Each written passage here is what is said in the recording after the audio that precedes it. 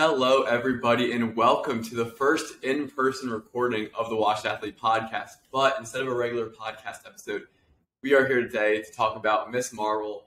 Ms. Marvel probably ended about 1 or 2 weeks ago. 1 week, 2? I want to say about a week ago or something like that. But anyway, we wanted to talk about it. Thor: Love and Thunder kind of overshadowed the ending, I think, a little bit. It kind of felt like after Thor: Love and Thunder, I was like, oh yeah, Ms. Marvel also happened. So I'm excited to talk about it. I think Ms. Marvel's a very interesting TV show. I think it started off really hot, maybe had a little bit of a down point. So we're just going to get right into it. Jacob, first impressions, what did you think about Ms. Marvel? Miss Marvel from the beginning, I thought it had was on pace to be probably one of my favorite MCU TV shows. I really liked it kind of reminded me a lot of Spider-Man, in the Tom Holland aspects of more of a childish vibe. It was a good change of pace from the typical MCU shows, and it's introducing a new character. I thought they did it in a fairly good way.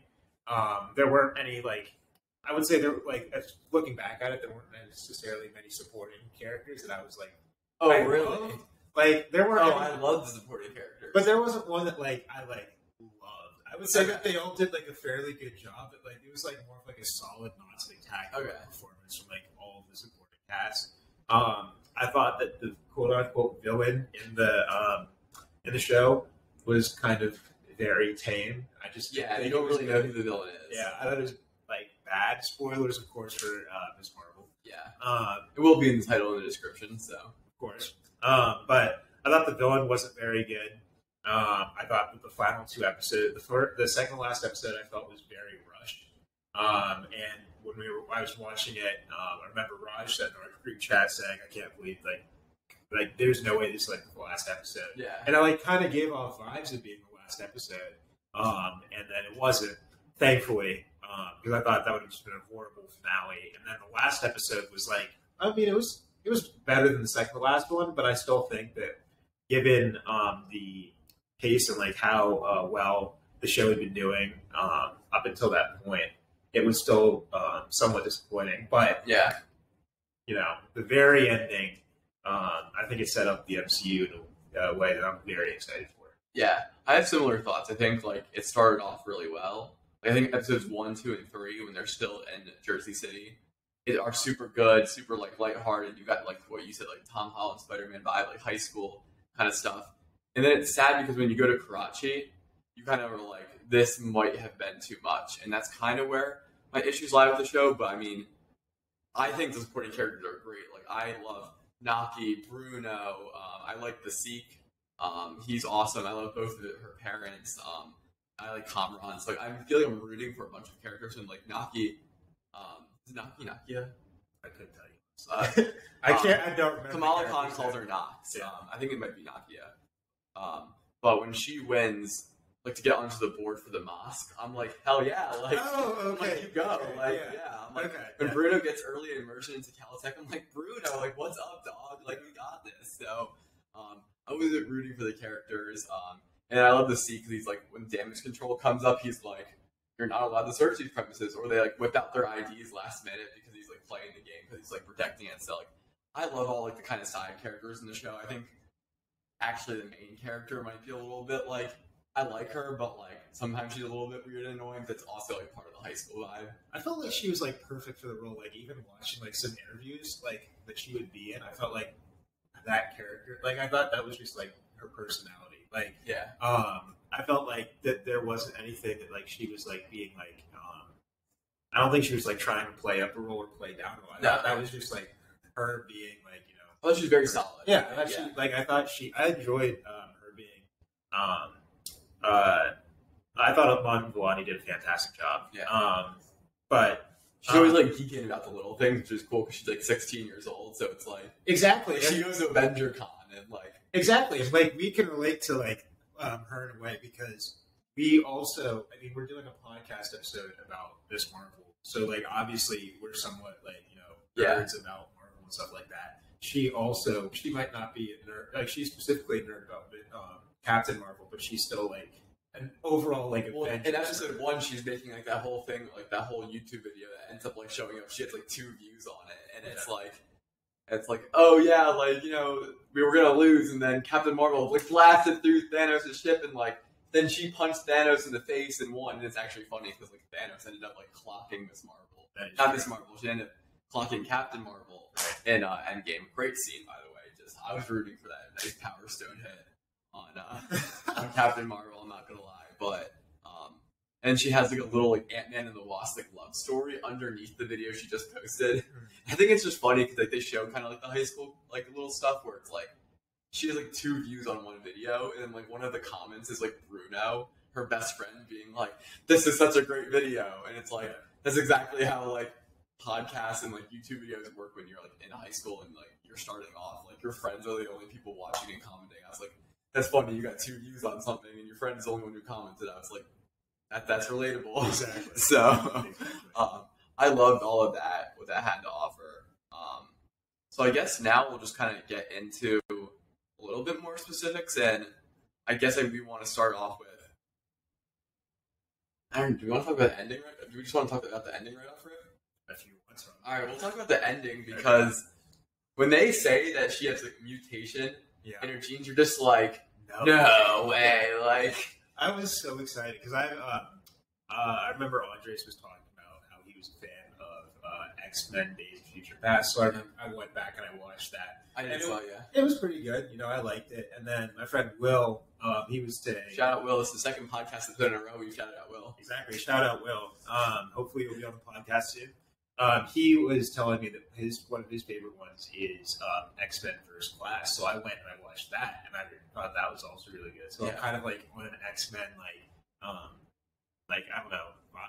I'm enjoying the X-Men movies. I kind of want to keep on watching them, and I also like Patrick Stewart because I've watched Star Trek Next Generation. He was like he played Jean-Luc Picard. He did a fantastic job, and I mean it's Star Trek's like. I would say it's like it's a long show. It's a long episodes are dense. I don't even remember why I started watching it, but I just watched it. But I did really enjoy it, so it's cool to see, like, you know, in Multiverse of Madness, Patrick Stewart popping up and being, you know, Professor X. They're talking about mutations. They're talking about having Deadpool 3 being officially canon to the MCU. All these things are starting to combine into having you know, X-Men mutants in the MCU. So that word choice was I was like, no way. Because aside from that, I thought the final episode was like, you know, it was kind of like bringing together all like the character development we saw from the characters, but it was not. It was like such a like I guess solid, nothing like spectacular way to do it.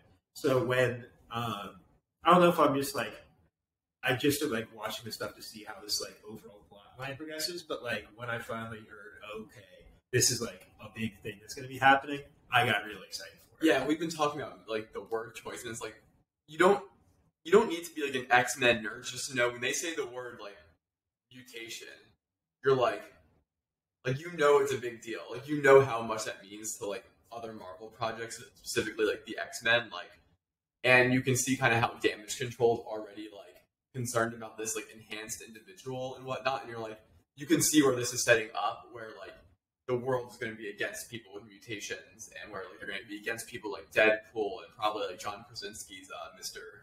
Fantastic. Yeah, I really not well versed in X-Men. I watched Fantastic Four or whatever. Yeah, I watched. I also heard Fantastic Four, the 2015 or 2016 one. I don't remember what year, but I heard that one was awful. And I did you decide to go back and watch it? Oh, 100%. I love watching like very bad movies just to see like how bad they are. Yeah. Like, there's one movie called Money Plane that is really, really bad. But it was more of like so bad that like it was enjoyable to watch. I watched the X-Men movie and it was just like so incredibly fast paced. And by the end, like they killed off like the mentor, and basically we're in like the third act where they kill off the villain. Like basically within 15 minutes of each other. And I was just like, there's no way this was the whole movie. And they have a great cast too. And that's what happened. I was like, this movie is in fact. I mean, Will was saying that was like his least favorite movie. He thought it was the worst. Andres was saying it was like the worst movie.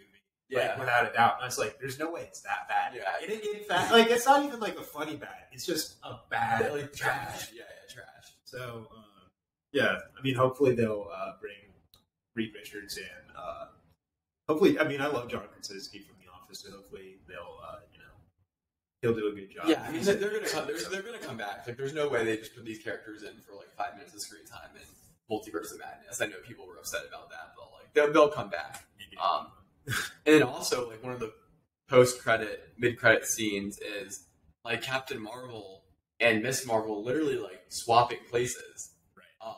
Which is just like nuts because now like the excitement for like the Marvels, which is a movie or show coming out, is way higher. And I'm like, wait, how does Captain Marvel and Miss Marvel fit in together? Right. And it's like, I think Miss Marvel is kind of a movie that I don't hate as much as a lot of other people hate, but still like did not live up to the hype you want it to be. And now suddenly it's like Secret Invasion. Like I think Miss Marvel, which was well received by fans, it's like now I'm kind of getting more excited for Captain Marvel 2, the Marvels or whatnot. I'm like, this could build some positive momentum to where you could see like having the sequel of like for Captain Marvel 2 just being a little bit better, and I think that's going to trend in the right direction because like when you think of movies that need to have sequels that are like good, you're thinking like Eternals is like needs to have a good sequel because a lot of fans didn't like it. Captain Marvel needs to have a good sequel. I even think in a sense that this Captain America movie coming up needs to have a good sequel. I don't think Falcon Winter Soldier was as well received. Well, I think it needs to have a good sequel because the other three have been absolute bangers. Yeah, like they just need to like continue to do Captain America right in the movie. So now I'm like, the sequel has a lot more riding on it, and it could really be a banger because of this reason. And I'm sure there's going to be a Miss Marvel season 2. I think a lot of these shows have season like What If has already have a season 2 confirmed. Loki I think has a season 2 confirmed. Not sure. I don't think Falcon and Winter Soldier will, right? Because Captain 4. Yeah, I would assume so. Mm-hmm. I'm not sure what the other ones would be. But yeah, I mean, when I saw that, like I haven't seen this Marvel. I mean, Captain Marvel rather. That's the only Marvel film MCU movie I haven't seen. I just never got around to seeing it in theaters. I remember watching Infinity War, seeing like the symbol for Captain Marvel, and then obviously I didn't know who it was. You're like, so who's that? I went on my phone, looked it up, and then I was like, oh, okay, that's Captain Marvel, and I like claimed to be an expert about. Within the next 15 minutes. I know exactly how they're going to do this. Exactly. So I never wound up seeing it, but I did hear that it was like not a lot of people liked it. But you hear about Captain Marvel is she's just off world doing a bunch of random stuff. And now she's on world. Now she's in Jersey City. Exactly. So it's like, okay, like I'm kind of like, because now I'm curious about, okay, what has her experience been like? But you're also probably going to be seeing that somewhat through Kamala because she's now going to like, assuming they swap places, exactly she's going to be, off world. But also like looking at like the Thor movie, like it just like Love and Thunder that just came out, Guardians movies. I don't get what off world really means because like they went to eternity. Like what in the world does off world mean? No, I think that's pretty off world. No, the definition of off world in Marvel now is completely changed. It used to be like everyone was on Earth, and now it's like the Guardians are someplace, Thor is someplace. Well, Thor's in Norway, I guess now, or wherever New Asgard is. But like, he's not always on the planet.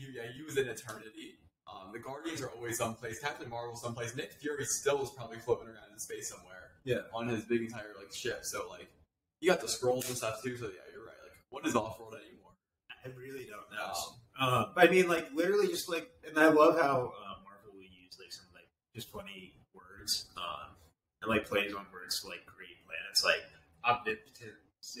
I didn't know it was like I didn't at first. I was just thinking it was omnipotency, but then I think it was probably like Peter. It's totally Peter. Totally Peter. It was totally Peter. Yeah, he was the one that was saying it's omnipotent city, and I was like, oh, okay, that's a funny play on words because it's a bunch of like gods that are living there.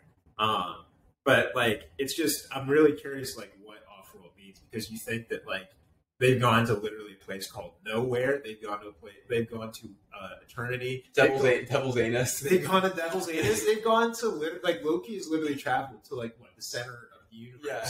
So like I don't see where else Miss Marvel could like be going. Yeah, and Doctor Strange. I mean, Multiverse of Madness. They're in literally different multiverses. Exactly. So it's like it's completely flipped upside down. So I think almost the ending was like opened up so many cans of worms that I don't really feel like it developed enough during the show. Like they kind of said they teased a little bit about like the mutant thing. In one of the earlier episodes, Bruno's like, "Oh, you get your power from yourself, not from the Bangle. The Bangle's kind of just harnessing it, kind of like how Wizards won." channels the magic in like Harry Potter.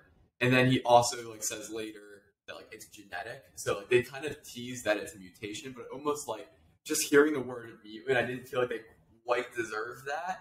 And then also like to have Captain Marvel show up, it was just like, holy crap, like I didn't even think this was gonna happen. So like for a show that like felt pretty like self-contained, like all of a sudden to just have the last couple scenes, I was like, damn, like we're really out here like connecting Miss Marvel to a lot of things. So I think the last couple minutes just with the mutants and with Captain Marvel showing up, I think really like, I mean, Raj texted it when he finished watching it probably like 4 a.m. He was like, oh, this changes everything or changed a lot. And I was like, it really does. Like it takes the Captain Marvel plot and really connects it now, where we didn't know how it was going to be connected before, and now like you're potentially talking about like X-Men showing up, and Kamala has never been an X-Men. I don't think in any like universe before. So it's like, is she going to be the start of that? That's a really interesting, fresh take on like X-Men and mutants, which I'm like very excited for. Well, I want to say she's even like a newer character, like in Marvel. Yeah, I want to say that her like the comics for like Comic-Con are like just newer. Yeah, like, within the last definitely within the last 20 years, I want to say. But like, for sure. So I am curious to see like what they're going to be doing with her. But I feel like I have no idea where the MCU is going in terms of like direction, like who's like the big bad. Because at first you watch Loki, you think it's going to be Kang the Conqueror. You're like, okay, it's got to be that. It's got to be Kang.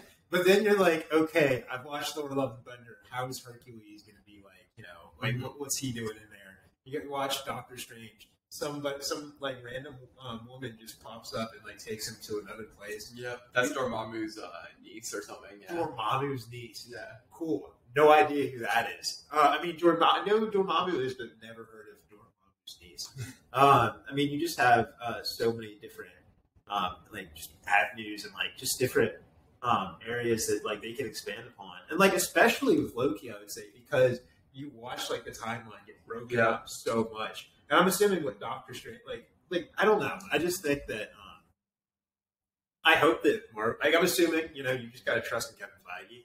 But I have a lot of trust. I think if they can link these things, like people are kind of. I think Phase 4 is getting a lot of crap for like being like not being the best. That the movies are kind of like rushed, and they're trying to be like there's always like gigantic stakes and never like small stake movies. And I'm like, but if they connect these movies into like a banger film where there's like a good solid crossover, I'm like, that's really like that will be really good. I mean, No Way Home, people love No Way. Like I feel like people forgot that No Way Home is a lot of people's like in their top 5, top 6. Yeah. And it happened in Phase 4. They're like, oh, Phase 4 6 is like we got a top like 6 movie already in Phase 4. So like I don't really know where like all the hate is there, because I'm like, it's like I feel like a lot of this is kind of reminding like thinking back to like Phase 1. Like the OG like movies, like I would say Thor wasn't that good. I'm not that big a fan of Iron Man. No, I think Thor. I think I have Thor as like one of my like. I think I have Thor and Thor: The Dark World as like some of my 2 least favorite movies. Cause like I don't think Thor's that good. It's not. I don't think it's that good. And Incredible Hulk's very low on a lot of people's lists. Yeah. Even like Iron Man 2 is really low. Iron Man 2 sucks. Yeah. I'm a bigger defender of Iron Man 2, but it's still not a great movie. So it's like you've got Iron Man 2, Incredible Hulk, Thor and Thor there. Those are all Phase 1 projects. Like you got some pretty ass Phase 1 products over here. So I don't really, and I would not call Thor: Love and Thunder ass. I would not call Multiverse of Madness ass. Right. Disappointing, but not definitely not ass. No, definitely not ass. I think some of the TV shows have been like disappointing and not maybe that classified as ass, but like I have a different standard for movies than I do for TV shows. I find the TV shows to kind of be like we're setting things up for a bigger movie. WandaVision was setting up for a bigger movie in Multiverse of Madness. I expect Falcon Winter Soldier to be setting up for Captain America 4. Loki is setting up for some Kang Conqueror, maybe season 2 of Loki, maybe some bigger movie. I don't know yet, but like I expect that to set up for it. So like I'm not holding the the TV shows as high of a standard. So I think that will be really interesting to see how it all ties together. I mean, that's kind of what we've been talking a lot on the podcast, and I feel like what Marvel fans have been talking a lot about in general is like, how is this going to connect? Can we pull it all together? Because people are concerned, if we're being honest. But circling back, I think Miss Marvel, I really enjoyed it. But I think when you go to Karachi, you start opening too many backstories because you've got Damage Control is after Kamala.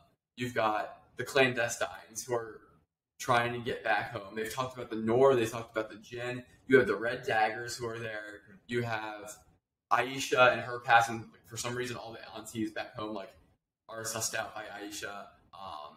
And you got like one other group, I just don't remember who they are, but you got all these people like linked in trying to like make things. You're like, who's the real villain here? Like, I guess Damage Control is the real villain, but like, yeah, but it's a weak. The clandestines are like trying to kill people and like get to Kamala for a good chunk of the movie. Right. So like, I guess Damage Control is the villain, but the clandestines are kind of the villain, and then it just gets a little bit confusing. Like, I'm not really sure what happened. Like, the lead clandestine, who is Kamran's mom, she like pretty much melted trying to get into like the veil or something, and then through the veil, and then like she went inside of Kamran. Yeah, or her powers went to Kamran, and then like, or she went inside Kamran, and like, I'm still not really sure how all that works together. Now, I think that could be a thing with Secret Invasion, right? Like, the clandestines are involved in like Secret Invasion. I can totally see that because they have the throwaway line with the Red Daggers, where they're like, oh, the clandestines move in the shadows. So I'm not sure if like they're gonna try to invade or something. Like, it's just like, I didn't even look anything up about that. It's just like what I'm thinking about. But like, there was a lot of moving parts, and then with Damage Control, I was like, as much as I like, it's trying to set up the whole X-Men mutants thing. I'm kind of like, this one chick, her last name's Deaver. I'm like, why does she hate enhanced individuals so much? I was like, she is really pissed off for having never like seemingly been affected by enhanced individuals, and maybe she'll have a backstory that is revealed over time, but like, we don't know any like mutants so far. So like, I don't really know like how she would have been affected by it. So I just think like the villains are kind of an issue with the show. It's kind of like, I just feel like there's a lot going on. There wasn't like one direction. It was Damage Control, clandestines, finding out about your past, and Aisha. And it's like they need to take those three things and make them two things, and that's kind of where it's let down. But I really, really enjoyed the first three episodes. I thought episode 4 was still solid. I mean, that ends when I don't know what her first name is, but Kamran's mom like stabs the bracelet, and then you see like the partition happening. And I think what this TV show should get a lot of credit for is I think they do a really good cultural job of like exploring like the Pakistani culture and like what's going on, because I thought that was super cool. I don't know about you, but like, I like seeing Pakistan. I like seeing the family dynamics. I like seeing like the stuff with like mosque and whatnot. I was like, that's a really interesting like fresh take that Marvel like has not had in the past. No, I agree. I think that a lot of times you have like just the typical like I guess American culture and taking like going and I think from a representation aspect, it's always good to see like somebody that looks like you and like is saying like race as you, saying like sexual orientation, like whatever core cultural identifier, like on screen and like being like doing good. So I think it did a good job. Like at the end of the day, I'm not like a part of that. I'm not part of that culture, so I have to plead ignorance in terms of like how culturally accurate it is. Yeah. But I think that I think it's a good step in the right direction for Marvel to be trying to like have enough cultural representation, not as a way to just like check the box, but I think that they are trying to do like a good job of like having a good like TV show or like good movie that just happens to be part of like a different culture. Yeah, I think that's totally necessary. No, because like superheroes can be all races, like genders, like sexualities and whatnot. So it's like if you just have white like superheroes, that's not really like good representation at all. That's like you actively choosing to make that decision. Like they say in one of the first episodes, Kamala's like, oh yeah, like no brown girl from Jersey City is going to be a superhero, and then Bruno's kind of like, why not? Yeah, like you're Kamala Khan, like. And that's like a big like message. Like anyone can be a superhero. Anyone can like do big things. It doesn't matter like what race you are. Exactly, and I think that's something that needs to be like hammered down more. At that point, like it doesn't matter. Like at the end of the day, like I guess where you come from, like your background. If you put your mind to it, that you can do it. I don't think that there should be anybody or any group telling you that you can't do something. Like I think you should go chase your dreams. And I think that Kamala did that exactly throughout the show. I think like she had different people like that were trying to hinder her from doing that. Even one being her mom. Yeah, her mom was very for a good part of it, but she comes around, which is I think like her mother's arc is actually really cool to see on screen. No, I think for both parents and for children, and just in general, just watching the show, it's a good arc to see. No, because one thing I picked up from the first episode was that her mom was letting her son do practically anything that he would want, and Kamala wouldn't be allowed to do anything. Amir literally got married with like $738 in his bank account.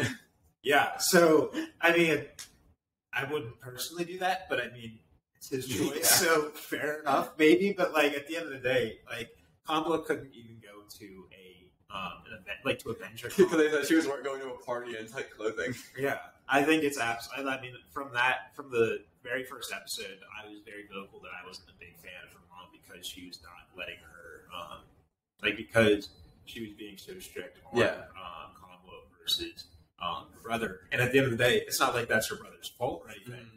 That's the reality of the situation. That's how it. That was how the show was written. Yeah. But I didn't like that. I thought it was like fairly sexist. And like I guess whether it's culturally accurate or not, I still thought that at the end of the day, it's still wrong for that to be the case. But as you were saying, as like the show continues to go on, and Kamala goes through like different trials, tribulations, she gets in like dangerous situations. She saves like a person from like somehow gets super high up like on a tower. Like he's taking a selfie out of like the top, and he grabs onto the curtain. Like, what is that kid doing, anyways? But like, so annoying. Like, one of my favorite throwaway lines from the show is he's like, Kamala is like, oh, what's your like favorite food to try to distract him? And he's like, ice cream pizza, and the people on the floor are like, ice cream pizza. I'm like, what? Like, what's that? She's like, would you eat that in a bowl or like, on a plate? Like, no, I mean, I couldn't imagine being like, don't be that kid. Don't be the kid that tries to take a selfie. From a very high place that you have the potential to fall and seriously injure yourself. Don't do that, kids. Do not do that. We do not we are not fans of that at the Washed Athlete podcast. Nah. But as she continues to go on and prove that she can do fantastic things, her mom, I guess as she starts eventually she does realize, okay, Kamala's Miss Marvel. She realizes, okay, I was wrong. Mm-hmm. My daughter can, in fact, do all these fantastic things. And I get, as a parent, that you want to be protective and you want your child to do, or you want your child to succeed in all areas. I still think that, I should say this with good reason. Yeah. You should, at the end of the day, the child's going to have to live their life to an extent, make their own, mistakes, succeed in their own ways and stuff like that. But I did like how at the end her mom became less overbearing and let Kamala do what she wants to do and do what she's good at. And you can see that shift, which is really cool because kind of at the end of episode 3, Amir's wedding, she comes back home. She pulled the fire alarm. Her mom's pretty mad at her. They have a silent flight over to Pakistan, and you can see at the end of episode 4. Miss Marvel's mom, they sit down and they have a toffee and they're laughing, and you can see they're getting along here because what's happening is they use Sana, which is the grandma, as a way to be look what you did with your relationship to your own mom. Do you want your daughter to feel that way about you? They really use those 3 generations of females to explore that relationship, which is just super cool. And you see by episode 6, they're literally in the street get him, obviously they're concerned as parents, but I really enjoyed that dynamic. I think the father of Abu, it's not his name, but I liked him a lot. Just even small things, he shows up in the Hulk outfit and he's got his face all painted and whatnot. I was okay, supportive dad, I like it. Mm-hmm. And they have Bruno build the Zuzu automated home device, and he's getting mad at it. He's oh, this thing doesn't work. I need Bruno back here to fix it or whatnot. And I think Bruno not that he doesn't have the arrogance of Tony Stark, but I feel you can see some molding of a kind of a genius who's going to be oh yeah. But, he's really smart. he literally go those. Oh, I think I read a Dr. Eric Selvig paper on that. And you're just what? You're in high school. Why are you reading an Eric Selvig paper on that? He's got all these weird bio scanners, so I really like where he's going. We have another genius kind of coming into the MCU. who's likable. So, and that's another avenue that they like the Marvel can explore. Yeah. I don't know how they would explore it because he was like for the most part a side character he was a side character that for the most part would have his name screwed up by Kamran. so funny. It's one of those things that like happens all the time, and you think you get sick of it. Like in Thor: Love and Thunder, spoilers a little bit. They have the screaming goats a lot, Oh, I love that. and it's funny. But I kind of got like I was done with the joke after a while. I never got old of like the Kamran calling him Brian because I was like it was so subtle and so quick that it didn't take my attention from anything. I was just like he still doesn't know. He still doesn't get it. And on top of that, it played to the dynamic where what's Bruno? Bruno clearly he clearly likes Kamran. No, this is what I was going to say, right? I think this love interesting was played out so well because you give that relationship room to run because typically it's like, okay, we're going to start off like Bruno clearly got a crush on Kamala. And then Kamran's going to come in. Yeah, Kamran's take gonna come her away. and then Bruno's going to get it back by the end of the episode. It's like, no, like you had this relationship you could run with for a long period of time. Yeah. And I think when they like eventually, I'm sure inevitably like get together, Yeah. it's going to be like that much more like of a payoff, which I'm excited about because I think the very easy thing to do is like our characters start off not in love, then there's someone else comes into the fold, someone gets jealous, and then our two main characters get back together and they live happily ever after. And it's like we have all of season 2 now, or like other shows to like see that relationship play out. Well, I'd even say that like Kamala didn't even like express any interest. In Bruno. Like not even a little. Like they were completely and totally like they had like they were very close because they they were good friends. They were both like somewhat nerdy. And like neither of them were particularly popular. So like they clung to each other. They were really good friends. And then Kamran comes around. Yeah, Kamala's like, wow, he's hot. But I got a thing too. We're talking about culture. I wonder if there will be a thing in like season 2 where you see like a culture of like maybe she's expected to marry someone who's also brown, and like that could be a route that they take as a that may not be a route they take, but you have to take in consideration she's not there anymore. Who? Kamala's not there. Oh, she's not there. Yeah, she's not there. So but if she comes back, that's saying she comes back. Yeah, so, they've been dealing with a lot about like the society pressures and like they have the whole like gossiping aunties and stuff. Like, I wonder if that would be a situation where they like kind of play into that a little bit more, using that culture as a way to be like, oh, this is why Kamala's not interested. Actually, not necessarily, because if they're not gonna like have like another double standard.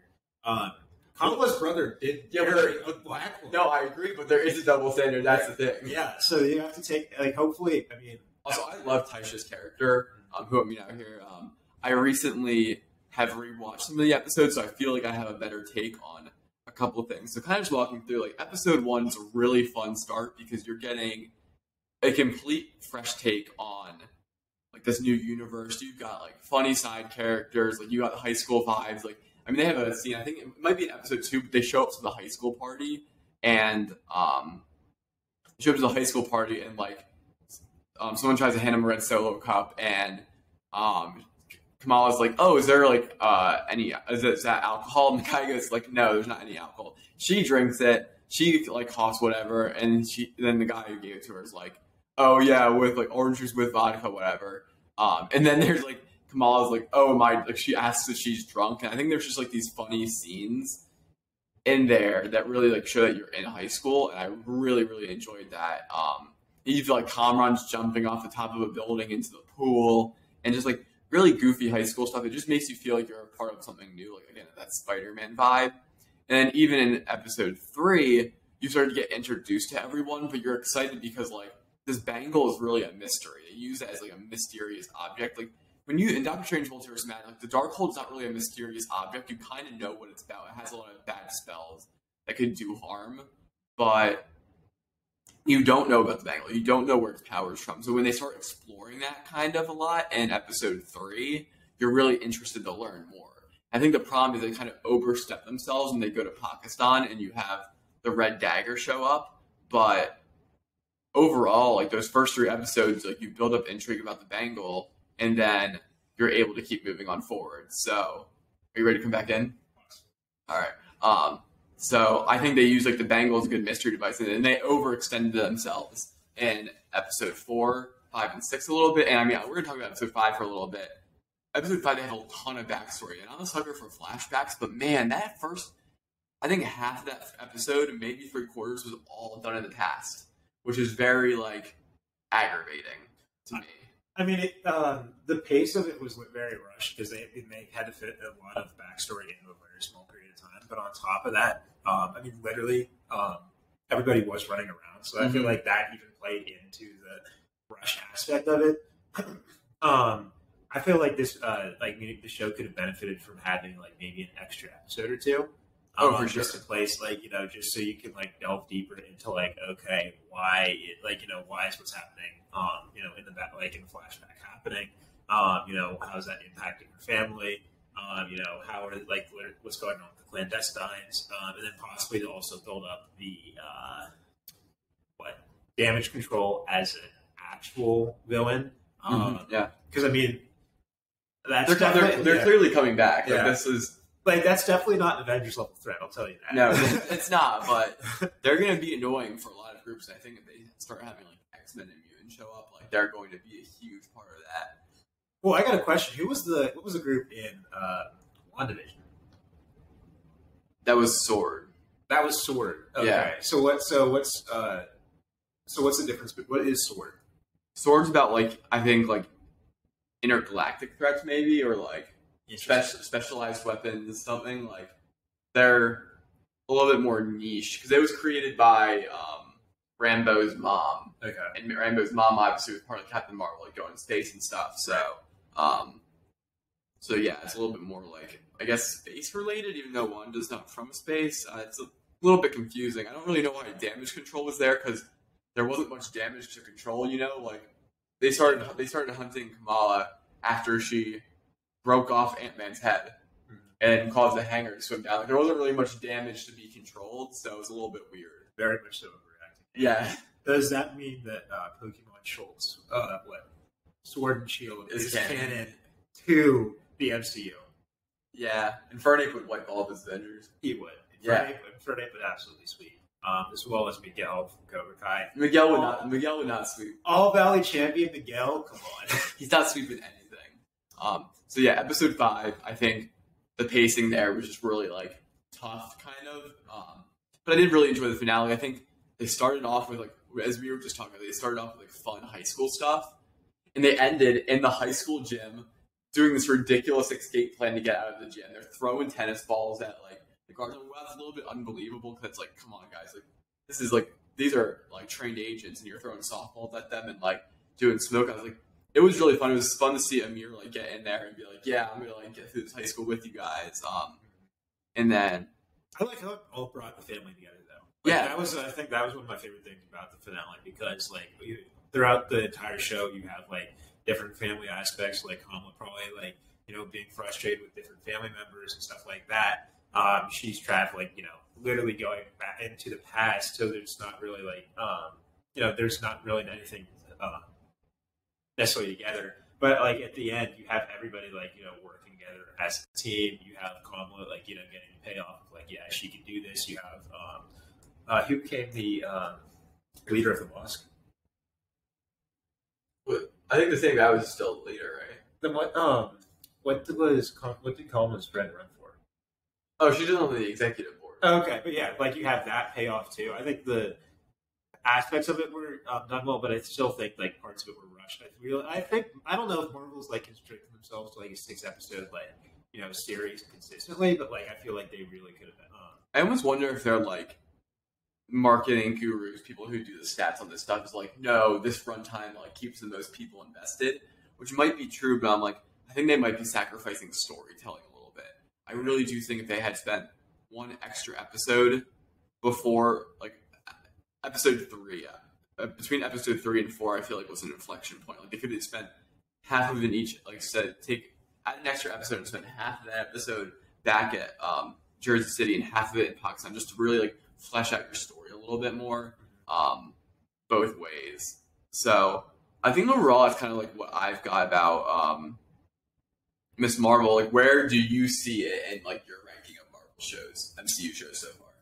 This is either going to be 2 or 3. Loki is easily 1.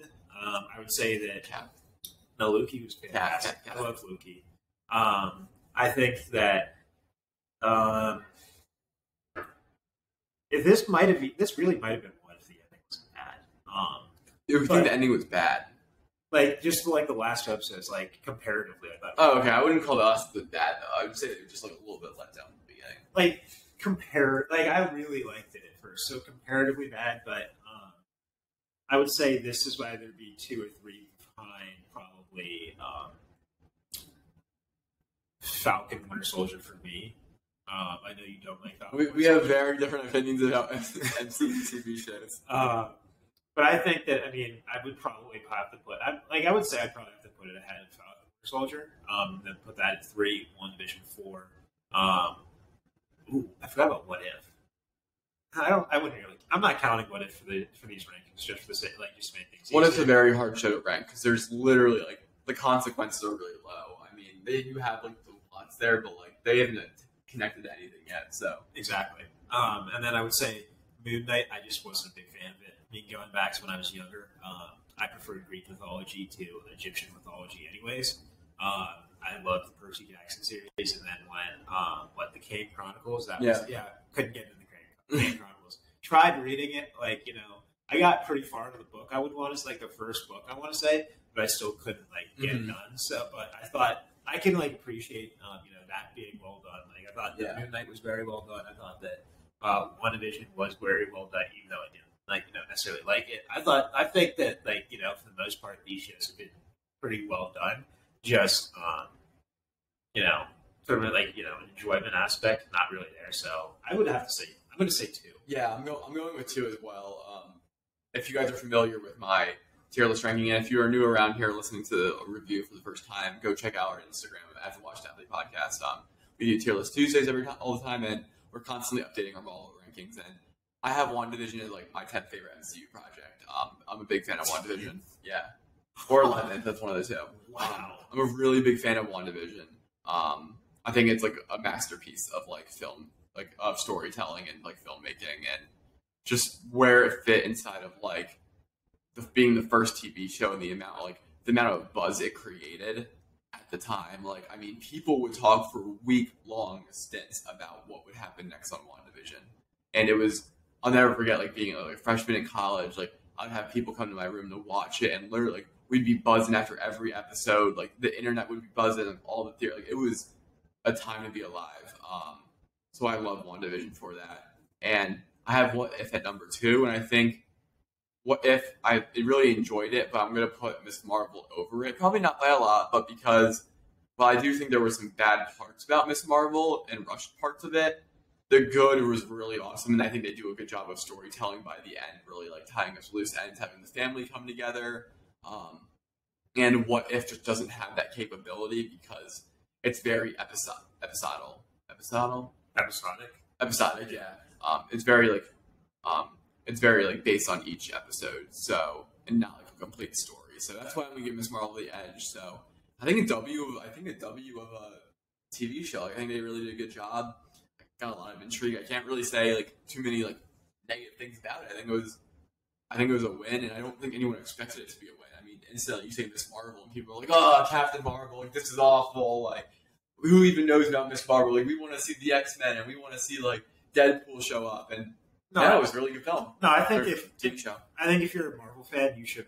You basically, if you're an actual Marvel fan, you basically have to watch it. But I think that I would recommend you watch the show in general. Mm-hmm. I would say I don't know if there's any of the Marvel shows that have come out that I would just watch in general.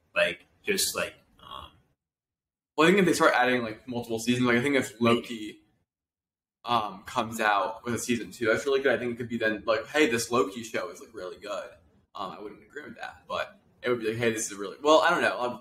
It's hard with the MCU. Getting a little off topic here. It's hard with the MCU because I think the MCU has a lot of really, really good projects. So when I put things in C tier, I think they are very good movies. I think I might have Ant-Man and the Wasp in C tier.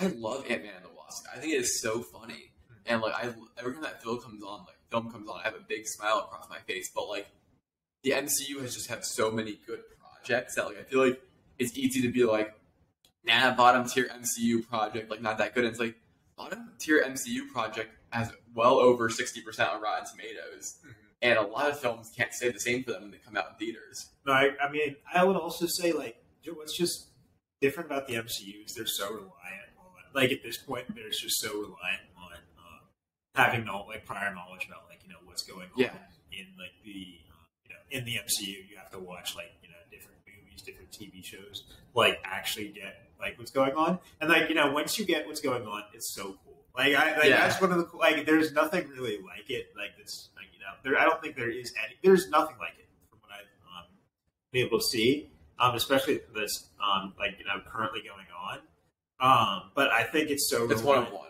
Exactly. And I think it's just so reliant on having prior knowledge that as a show, it's like a show itself, or maybe it's just like a movie itself. Like it would be somewhat difficult to like be like, yeah, this was like a really good movie. Like you don't need to watch anything else to understand it.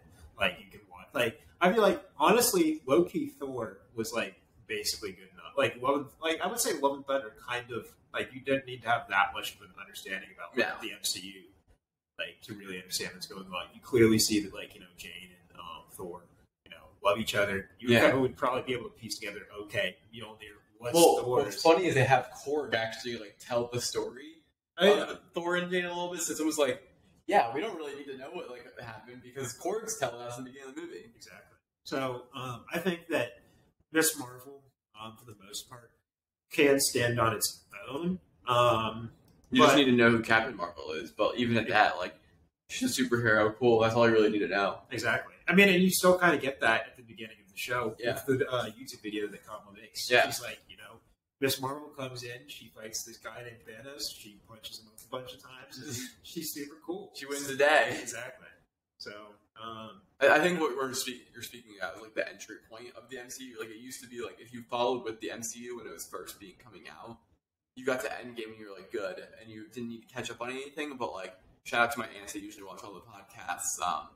They're currently going through watching the MCU, and it's like that entry point for them is so hard because they have to watch 30 plus MCU projects just to get to where we are at today. I think once you get to where we're at, it's pretty digestible because like, okay, you're just watching a show once every month. You might be watching a show. You'll go show up to a movie every couple months.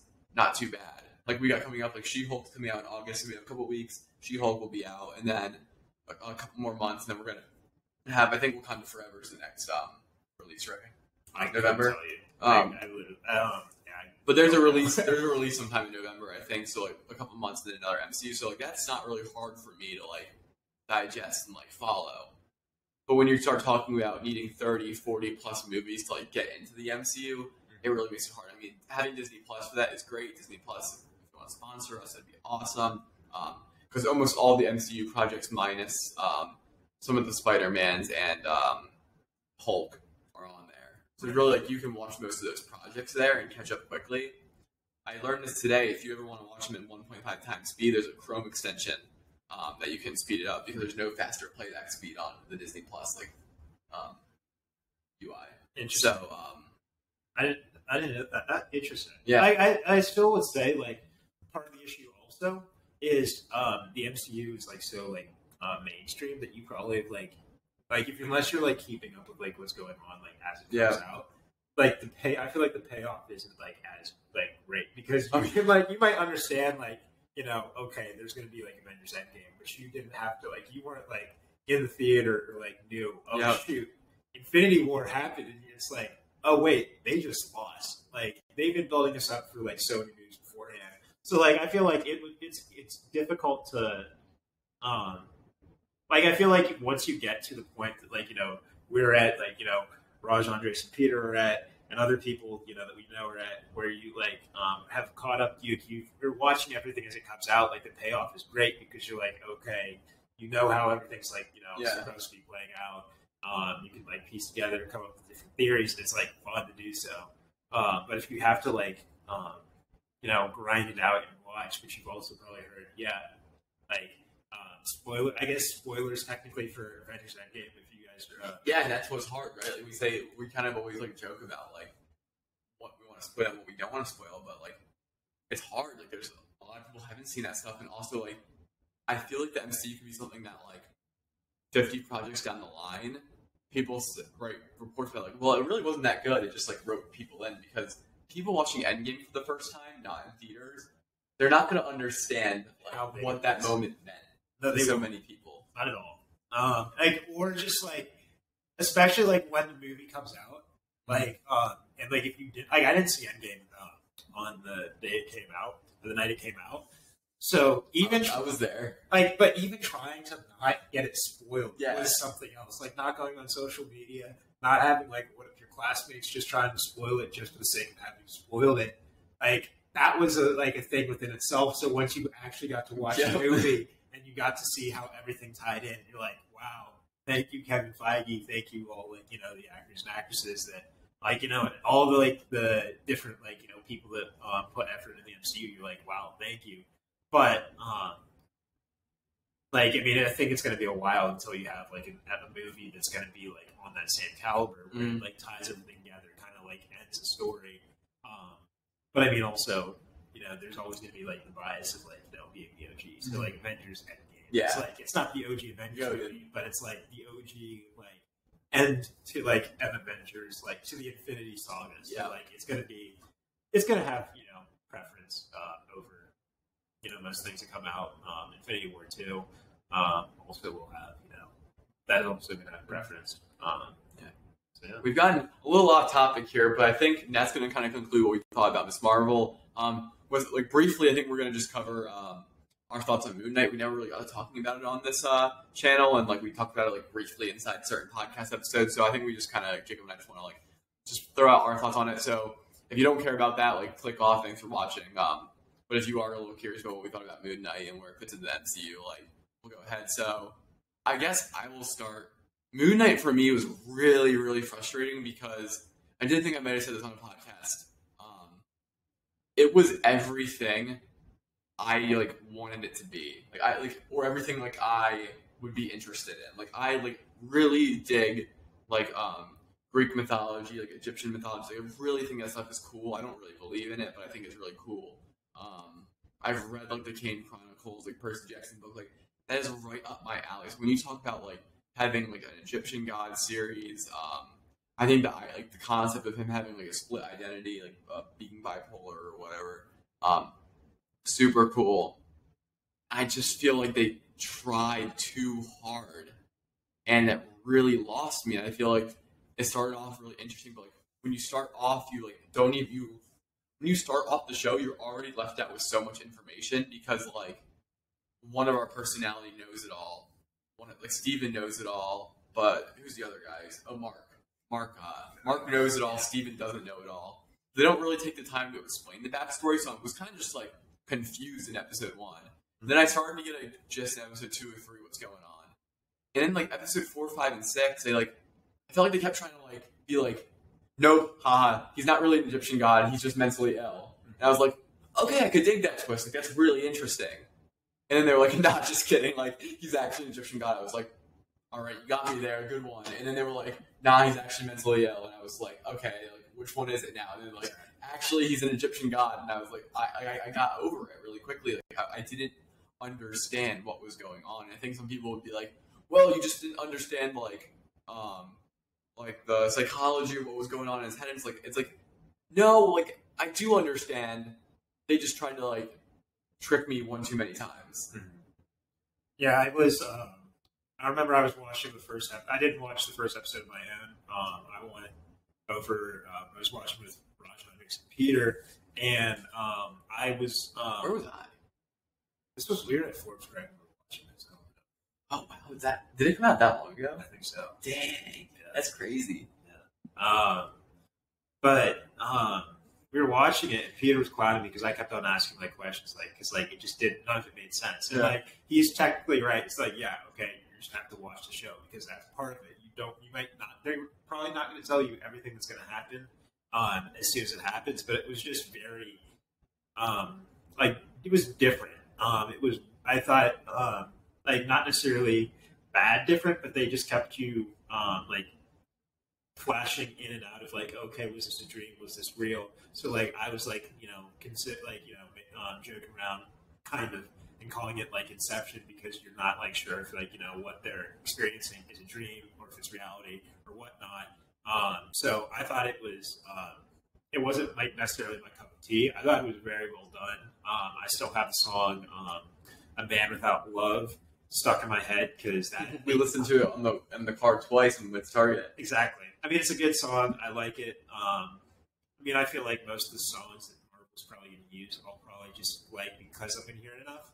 Fire in the Sky from Shang-Chi is really good. It is. I don't know that song. It's great. But I'll probably have to listen to that, and I'll probably get that stuck in my head. But I thought that towards the end, it was just like it was okay. I thought that it was well done, but like it's not something I would ever go back and rewatch. Like not like I would recommend if you're a Marvel fan, you got to watch it. But I think like at least for me personally, aside from like the fact that I had to watch it as a Marvel fan, it's not like I was like sitting there like, okay, what are they going to do next with like in this episode? It's not like I was sitting there like I thought as much as I might like clown on WandaVision. WandaVision was like somewhat weird enough but also like had good cliffhangers where you're like kind of like it left you more so wanting to know what was going to be happening. I thought that Moon Knight didn't necessarily do it as well as WandaVision did, so I wasn't necessarily I just wasn't a huge fan of it. To me, what it comes down to is I feel like in every show you root for the characters, and like that's why Civil War is such a gutting movie. It's because no, I love both Tony Stark and Captain America, and they're like fighting. Like that's like really what drives that movie. Like you have these characters you're deeply invested in, they're fighting against each other. And I love WandaVision because I think they do such a good job with the characterization of like Vision and Wanda, and like really the grief they're experiencing. And I think even like Monica Rambeau, she's like dealing with like the legacy of her mom and like trying to prove that to be right. And I think Miss Marvel has great characters. We just talked about like with Kamala and Bruno and all those people. I think they have great characterization.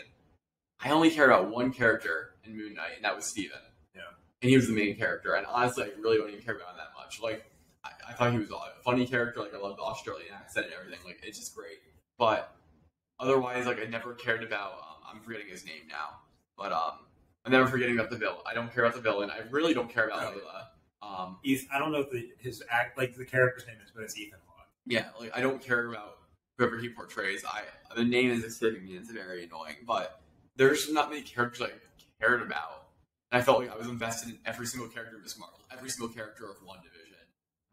Even I don't even like the show that much, but I was very much invested in Falcon and Winter Soldier characters, like trying to figure out like how they were like Bucky was dealing with a lot. Like he was like we literally saw his like therapy sessions. Then like Falcon like taking up the mantle of Captain America, like big character like moments. And Moon Knight was like not character driven at all, and I think that was disappointing. So it was like an origin story, just like I didn't really like. It clearly was, but like I didn't care. Yeah, like at all. And even as we're talking about it, I'm like I might end up dropping it down on my tier list. I might want to rewatch it again, but I'm like I just don't know where the redeeming value in the show is. I have no reason to.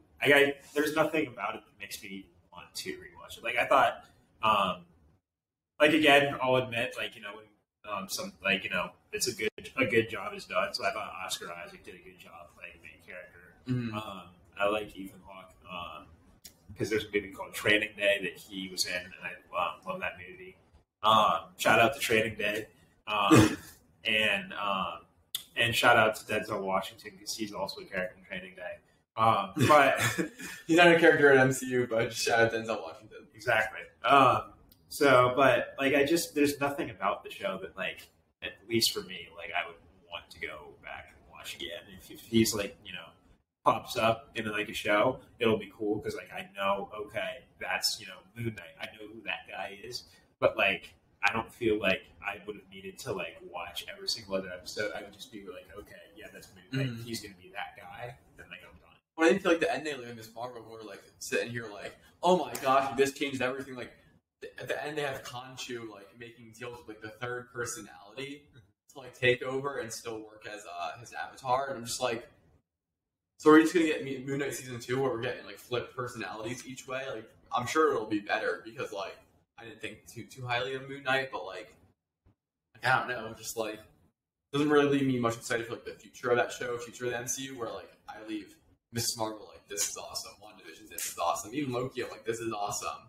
What if like I'm excited for season 2 to come up, and then I'm just like Moon Knight. I'm just kind of like like I'll watch it when it comes out, but like I hope it is better. If it's not better, it's going to be a really bad L. Yeah, I mean, if I'm not as uninterested in it as this as I was this past time, I'm not saying I would, but I might even be inclined to just like watch the first episode, do maybe just like read like watch a recap video, and then just watch like the post credit scene or like the key if there's like a keyword like scene like in Miss Marvel, I might just watch that, call it a day, and be like okay, I kind of get what's going on. I'm not that interested in it because I don't even think like what's Moon Knight going to do in the MCU. Like you also gotta like think about like a lot of the stuff like in like at the grand scheme of things because like you got on like a base like a lower level like villain, you got like the Madam Hydra, like all that's gonna like eventually pop up,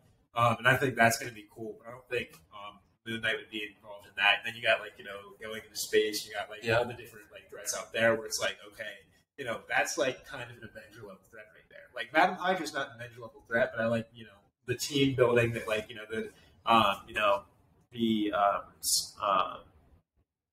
like this every other show like she might just be popping up recruiting people. I enjoyed that, but and then you have like the other side where it's like eventual threat, but I don't see where Moon Knight's going to fit in, and it kind of also just like gets me back to like in Eternals, like where are the Eternals like that should technically be an eventual threat, but like at the end of the day, like I don't know what's going to be happening with that, and like maybe Peter's going to be screaming if he's listening to this podcast, like, they're not supposed to tell you everything that's going to be happening. Yeah. Like, I don't care. Yeah. Like, I'd like to have, like, some form of idea so I can, like, speculate, but, like, I don't know. Well, I thought Gore the God Butcher was going to actually end up tying into Moon Knight because, like, they are Egyptian gods. But no, Gore is just, like, downright dead now. So, like, now, I thought it was going to be like, oh, Gore was still going to be, like, alive at the end of Thor Love and Thunder, and then be like, oh, man, is Moon Knight going to get involved because he's technically, like, an avatar of a god? But no, like, that's not going to be it. So, it'll be interesting to see, I guess, like, that's kind of my, like, thoughts on Moon Knight. I mean, it's been a while since I've ever really, like, reviewed the show at all since, like, I last watched it. So, like, it's a little bit spotty. But those are kind of just, like, the general impressions I have about it. Do you have any closing thoughts before we close out the pod? I don't think so. Recommendations for everybody. Watch The Boys. Definitely watch The Boys. Fantastic show. S-tier show. Mm-hmm. Not necessarily Marvel, but still an S-tier show. S-tier show. Shout out to Will for getting me on it. You need to watch it. Yeah, I got the episode downloaded. Yeah, Andres actually probably might watch it. Raj just finished it. I don't know where Peter's at. I know Mira's watching it. I think that's about it. That I've told to watch the show. We're getting everyone on it. So I guess with that, we're going to leave that there. Thanks for watching. We had fun, I think, doing our first in-person podcast here. So let us know what you thought below about this kind of setup. Comment kind of what your thoughts were on Miss Marvel, Moon Knight, the future of the MCU, anything. And I guess with that, we will see you next time on the Washed Athlete Podcast. See you later.